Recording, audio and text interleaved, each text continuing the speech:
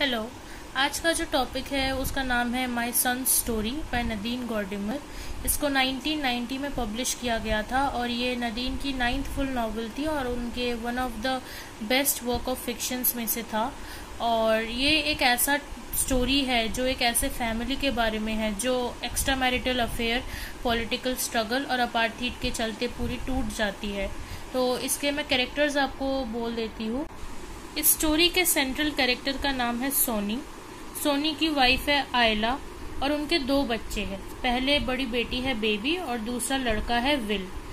सोनी ने विल का पूरा नाम है विलियम, क्योंकि सोनी विलियम शेक्सपियर को बहुत मानते थे। उन्होंने इसलिए अपने बेटे का नाम विलियम रखा था, बट उसको शॉर्ट में हम विल बुलाएंगे।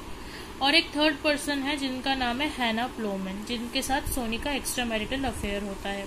तो अब स्टोरी स्टार्ट। तो आते हैं हम सेंट्रल कैरेक्टर सोनी पे। सोनी एक स्कूल में टीचर है। उन्होंने अपनी स्कूलिंग पास करके और अपने फादर के अगेंस्ट जाके टीचर का जॉब लिया है। तो ये जो पूरी स्टोरी का जो प्लेस है वो स्टार्ट होता है साउथ अफ्रीका में। सोनी एक मिक्स्ड रेस के पर्सन है, पर क्योंकि स्टोरी में रेशियल इनइक्वालिटीज बहुत है तो हम बोल सकते हैं कि सोनी एक डार्क कॉम्प्लेक्शन पर्सन है। और उनकी जो वाइफ है आयला, सोनी कभी चाहते नहीं थे कि आयला सिर्फ हाउस होल्ड वर्क में उलझी रहे। वो चाहते थे कि वो बाहर निकले और कुछ काम करे। तो अपने हस्बैंड की बात मान के आयला क्या करती है कि वो साइकोलॉजी का कॉरेस्पॉन्डेंस कोर्स करती है। और ये दोनों जो हस्बैंड वाइफ है ये ज्यादा महंगे खर्चे नहीं करते थे। इनके दोनों बच्चे भी थे, बेबी और विल, और ये ज्यादा महंगे रेस्टोरेंट्स में नहीं जाते थे, महंगी चीजें नहीं खरीदते थे।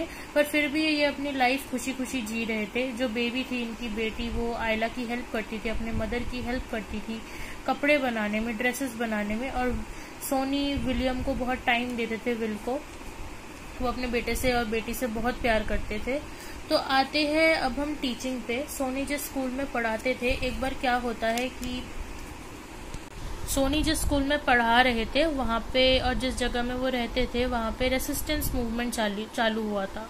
तो वो चाहते थे, क्योंकि वो अपने स्कूल स्टूडेंट्स से बहुत प्यार करते थे, तो वो चाहते थे कि उनके स्टूडेंट्स इस रेसिस्टेंस मूवमेंट में पार्ट लें, वहाँ पे रैली पे जाए। तो वो प्रिंसिपल से बात कर रहे थे, तो प्रिंसिपल ने मना कर दिया पहले तो कि नहीं, मैं बच्चों को उस मूवमेंट में रैली नहीं करने दूंगा, मैं उसका पार्ट नहीं बनने दूंगा। पर सोनी ने बोला कि आप मुझ पर भरोसा कीजिए, मैं बच्चों को कोई हार्म पहुंचने नहीं दूंगा, मैं उनको स्टोन पेल्टिंग नहीं करने दूंगा, मैं एक शांतिपूर्ण तरीके से ये रैली पे बच्चों को लेके जाऊंगा और रैली करके मैं वापस ले आऊंगा। तो प्रिंसिपल सोनी पे भरोसा करके बच्चों को ले जाने देते हैं। तो जब बच्चों को सोनी लेकर जाते हैं तो वो बहुत ही शांतिपूर्ण तरीके से रैली का हिस्सा बनते हैं, सारे स्टूडेंट्स और सोनी, और फिर वापस आते हैं। अगले दिन प्रिंसिपल सोनी की बहुत तारीफ करते हैं, सब उनकी तारीफ करते हैं कि कितने अच्छे से वो रैली का हिस्सा बने। बट जो स्टूडेंट्स के जो पेरेंट्स थे उन्होंने एकदम से अलग ही रिएक्शन देना चालू कर दिया। वो सोनी के खिलाफ बोलने लगे कि वो ऐसा कैसे कर सकते हैं, वो बच्चों को कैसे ले जा सकते हैं। और वो प्रिंसिपल से डिमांड करने लगे कि सोनी को टीचर के जॉब से निकाल दिया जाए। स्टूडेंट्स के पेरेंट्स के प्रेशर पे आके प्रिंसिपल को मजबूरन सोनी को काम से निकाल देना पड़ा। अब जब सोनी टीचिंग जॉब से निकल गया तो वो छोटे मोटे काम करने लगा और उस टाइम रिवॉल्यूशनरी मीटिंग्स में वो ज्वाइन होने लगा और रिवॉल्यूशनरी मीटिंग्स का वो पार्ट बनने लगा। वो मीटिंग्स गैदर करता था, लोगों को समझाता था। तो इसमें क्या हुआ कि एक दिन पुलिस इसको इंटेरोगेशन के लिए ले गई। घंटों इसके साथ इंटेरोगेशन हुई, 1 दिन 2 दिन 3 दिन, बहुत दिनों तक इसके साथ इंटेरोगेशन हुआ। फिर क्या होता है कि सोनी जब एक दिन वापस आया तो उसने अपने वाइफ आयला से बोला कि उनके मीटिंग्स के कुछ लोग अब ये नेबरहुड छोड़ के वो एक वाइट नेबरहुड में जाने लगे जिसका नाम था जॉन्सबेरी। फिर सोनी ने आयला को ये बताया कि अब उनको भी वहाँ वाइट नेबरहुड जॉन्सबरी में शिफ्ट होना पड़ेगा, क्योंकि अब उनको ऑर्डर मिला है अपने ऑफिसर से कि उनको वहीं पे रह के अपनी सर्विस देनी पड़ेगी। तो क्या होता है कि सोनी, आयला और उनके दोनों बच्चे वो लोग वाइट नेबरहुड तो वो क्या करते हैं कि वो चारों साउथ अफ्रीका से जॉन्सबरी वाइट नेबरहुड शिफ्ट होते हैं, क्योंकि ये लोग डार्क कॉम्प्लेक्शन के थे। तो जब वो नए नेबरहुड में गए वहाँ पे लोगों ने इनका बिल्कुल वेलकम नहीं करा। वो नहीं चाहते थे कि इस डार्क कॉम्प्लेक्शन के लोग उस नेबरहुड में आके रहे। जब आयला, बेबी और विल ने वहाँ के लोगों का रिएक्शन देखा तो उनको सोनी पे बहुत गुस्सा आया। तो कहीं ना कहीं उनके दिल में एक स्पेस आ गया था सोनी के लिए कि वो काम के चलते वो ऐसे लोगों के बीच आके एकदम से रहने लग गए जो लोग उनको पसंद भी नहीं करते थे। फिर उस नेबरहुड में शिफ्ट होने के बाद सोनी ने क्या किया कि वहाँ पे मीटिंग्स गैदर करनी चालू कर दी। तो जब लोगों को वहाँ पता चला कि वो मीटिंग्स गैदर करे तो उन्होंने पुलिस को कंप्लेन कर दिया और वो उन लोगों ने क्या किया कि वो सोनी को अरेस्ट करके ले गए। जब उनको अरेस्ट कर लिया गया तो उस टाइम इनके घर का सिचुएशन कुछ ऐसा चल रहा था कि सोनी और आयला में बातें बहुत कम होने लग गई थी, क्योंकि नेबरहुड में आने के बाद आयला को भी एक इंडियन डॉक्टर जसूद के यहाँ पे जॉब मिल गया था। तो कहीं ना कहीं दोनों बिजी हो गए थे। सोनी रिवॉल्यूशनरी मीटिंग्स की वजह से इधर उधर कभी जेल चला जाता था, कभी मीटिंग्स गैदर करता था। आयला भी अपने काम में बिजी हो गई थी। तो कहीं ना कहीं यहीं पर इनके बीच में बहुत स्पेस बन गया था कि कॉन्टैक्ट नहीं हो पाता था। जब सोनी घर पे वापस आ गया जेल से तो उसके बाद कुछ टाइम बाद उनके घर पे एक लड़की आई, एक वाइट ब्लॉन्ड हैना प्लोमन, जो कि एक ह्यूमन राइट एक्टिविस्ट थी और वो सोनी से बात करना चाहती थी उन लोगों के बारे में जिनको सोनी के साथ मतलब जेल में रखा गया था, जो अभी भी कस्टडी में थे पुलिस के। वो उनके लिए स्टैंड लेना चाहती थी।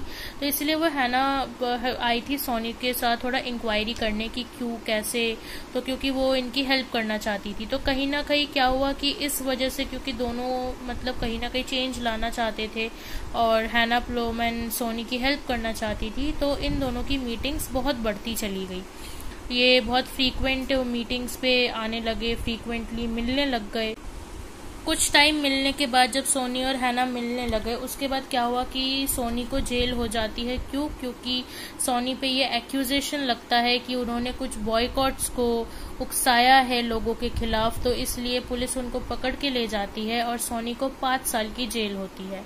तब हैना क्या करती है कि वो अलग अलग जगह जाके अपील करती है, मतलब कोर्ट में, पुलिस स्टेशन में, कि सोनी की सजा कम कर दी जाए। तो उनकी अपील सुनने के बाद सोनी की सजा 5 साल से 2 साल की कर दी जाती है। अब इस बीच इन 2 सालों में हैना क्या करती है कि वो डेली सोनी को लेटर लिखती है, उनसे मिलने जाती है। तो कहीं ना कहीं इन 2 सालों में सोनी के दिल में हैना के लिए फीलिंग्स आ जाती है और वो उनसे प्यार कर बैठते हैं। जेल से निकलने के बाद सोनी हैना को अपने फीलिंग्स कन्फेस करते हैं कि इन 2 सालों में उनके दिल में प्यार जाग गया है। वो आयला को नहीं, वो हैना को प्यार करते हैं और उनके साथ अपना रिलेशनशिप बनाना चाहते हैं और रखना चाहते हैं। पर कहीं ना कहीं सोनी को ये याद होता है कि आयला उनकी वाइफ है और उनके 2 बच्चे भी है, बेबी और विल। तो उनकी मजबूरी है कि उनको आयला के साथ अपना रिश्ता निभाना पड़ेगा और उनको रहना पड़ेगा। पर वो हैना के साथ भी अपना रिलेशनशिप कंटिन्यू करेंगे क्योंकि प्यार वो हैना से ही करते हैं। सोनी और हैना का जो अफेयर था वो घर पे 2 ही जनों को पता था। वो एक थी आयला और एक उनकी थी बेटी बेबी। इन दोनों को पता था कि सोनी का हैना के साथ अफेयर चल रहा है, बट आयला ने कुछ रिएक्ट नहीं करा क्योंकि वो नहीं चाहती थी कि उनके बच्चों को कोई इफेक्ट पड़े इस चीज का, इसलिए वो चुप बैठी रहती थी। विलियम को कुछ नहीं पता था। तो एक दिन क्या होता है कि सोनी और हैना कॉटेज में मिलते हैं। वो एक कॉटेज में मिलते थे और वहाँ पे अपना रिलेशनशिप मेंटेन करके रखते थे जहाँ किसी को पता ना चले। तो एक दिन क्या होता है कि सोनी और हैना डिसाइड करते हैं कि वो मूवी देखने जाएंगे और वो एक ऐसा थिएटर चूज करते हैं जहाँ ज्यादा कोई लोग जाते नहीं, उस थिएटर के बारे में ज्यादा कोई जानता नहीं। तो वहाँ मूवी देखने जाते हैं एंड बाय कोइंसिडेंस या बाय इत्तेफाक हम बोल सकते हैं कि उसी रास्ते से विलियम उस दिन कुछ काम से जा रहा होता है, क्योंकि विलियम भी सीक्रेटली रेसिस्टेंस मूवमेंट का पार्ट बन चुका होता है।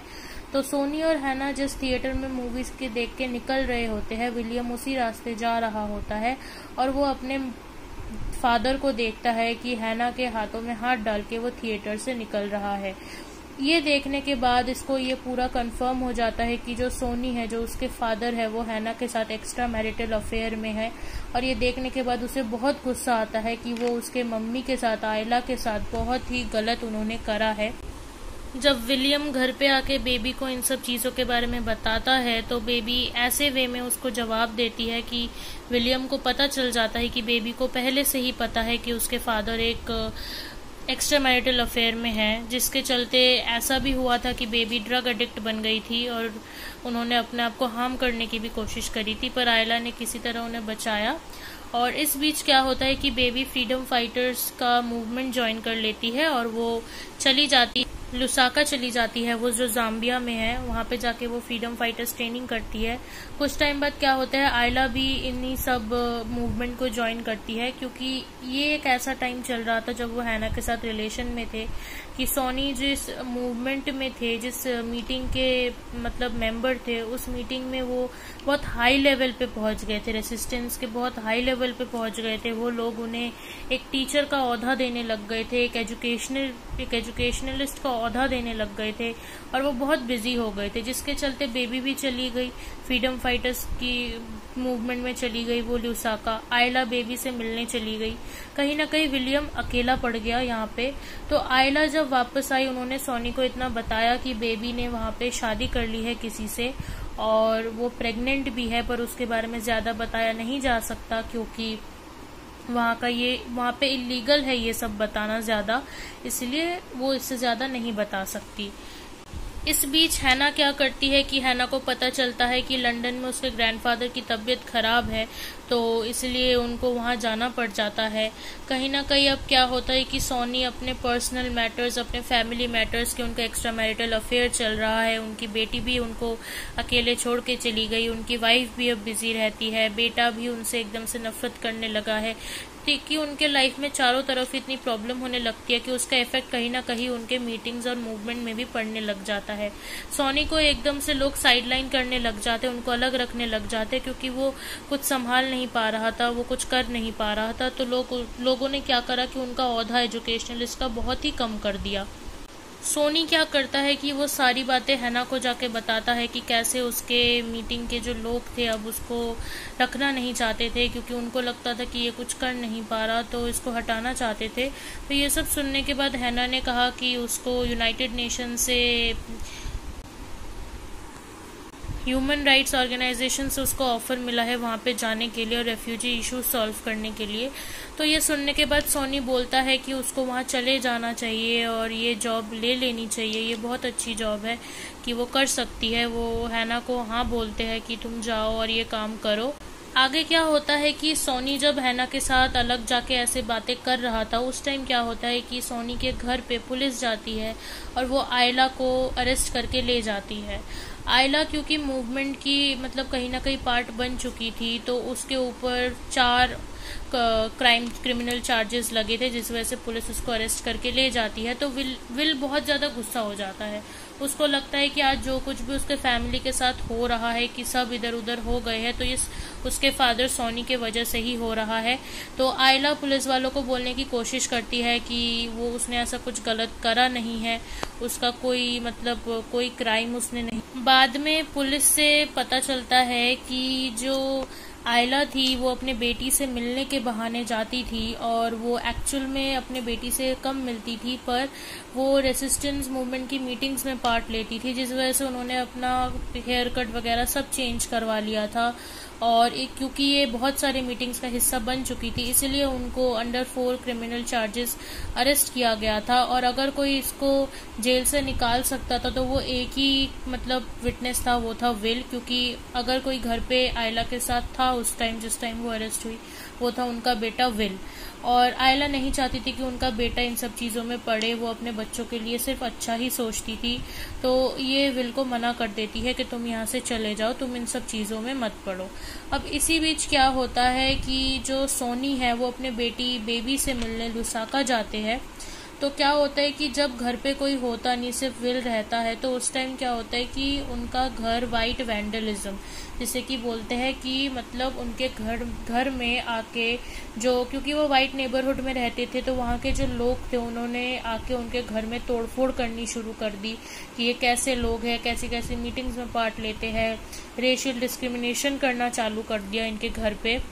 इसी बीच क्या होता है कि आयला को बेल भी मिल जाती है और आयला घर ना आके आयला ल्यूसाका में चली जाती है और सोनी और विल को पता नहीं होता कि आयला जाती है तो कहाँ जाती है।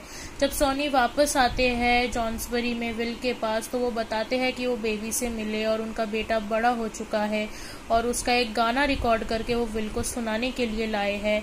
तो सोनी और विल को तब पता चलता है कि उनकी मम्मी का कुछ पता नहीं, आयला का कुछ पता नहीं कि वो जेल से निकल के कहाँ चली गई।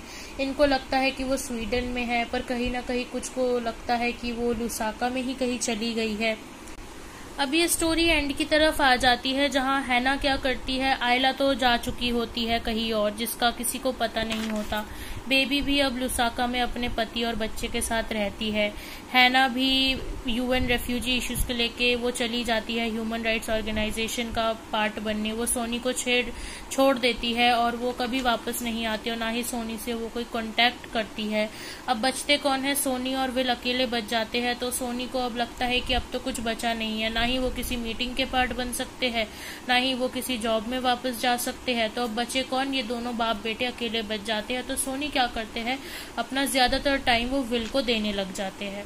ये दोनों एक साथ रहते हैं और अपने रिश्ते को सही करने की कोशिश करता है। विल जो है वो राइटर बन जाता है और नरेटर भी बन जाता है। तो ऐसे हमारी ये स्टोरी एंड होती है। अब आपके साथ में थीम्स डिस्कस कर लेती हूँ। एक तो है रेशियल इनइक्वालिटीज की, कैसे लोगों को टॉर्चर किया जाता था ब्लैक एंड व्हाइट के बेसिस पे, कैसे मतलब सोनी के फैमिली को वाइट नेबरहुड में रहने नहीं दिया गया, उनका वेलकम नहीं किया गया, उनके घर पे तोड़ फोड़ की गई, उनके घर को आग लगा दिया गया।